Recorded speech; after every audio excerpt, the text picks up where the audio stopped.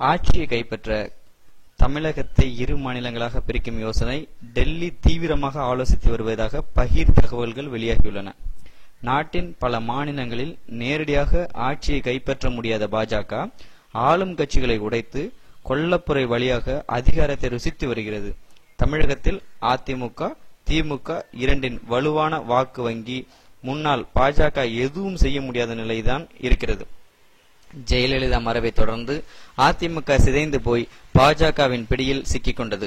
அதே நேரத்தில் திமுக தலைவர் கருணாநிதி முதுமையால் தீவிர அரசியலில் ஒதுங்கி இருந்தாலும் அக்கட்சி வலிமையாகவே இருந்து வருகிறது.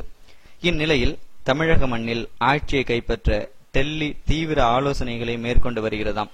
இதில் ஒன்றான தமிழகத்தை இரு மாநிலங்களாக பிரிக்கும் கோரிக்கையை நடைமுறைப்படுத்தலாமா என ஆலோசித்து வருகிறதாம். தமிழகத்தில் அவ்வப்போது வட தமிழகத்தை பிரித்து தனி மாநிலமாக ஆக்க வேண்டும் என்ற கோரிக்கையை முன்வைக்கப்படுகிறது. அத்துடன் திருச்சியை தமிழகத்தின் தலைநகராக ஆக்க வேண்டும் என்பது எம்ஜிஆர் காலத்தில் இருந்தே பேசப்பட்டு வருகிற ஒன்றாகும். தற்பொழுது இந்த கோரிக்கையை நடைமுறைப்படுத்தினால் ஆட்சி அதிகாரத்தில் அமர முடியும் என டெல்லி ஆலோசித்து வருகிறதாம். வடக்கு மற்றும் மேற்கு மாவட்டங்களை ஒருங்கிணைத்து ஒரு மாநிலமாகவும் தென் மாவட்டங்களை ஒருங்கிணைத்து ஒரு மாநிலங்களாகவும் உருவாக்கலாம் என திட்டமிடப்படுகிறதாம். இப்படி செய்வதன் மூலம் அதிமுகவின் கொங்கு கோஷ்டியும் மாநில பிரிவினை வலியுறுத்தி வந்த பாமகவும் தங்களுக்கு ஆதரவாக இருக்கும் என நம்புகிறது பாஜக.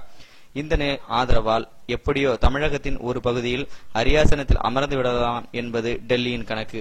ஆனால் தமிழக மக்கள் எப்போதுமே மற்ற மாநிலத்தை விட வித்தியாசமாகத்தான் கணக்கு போடுவார்கள் என்பதை டெல்லி உணர்ந்தால் சரி.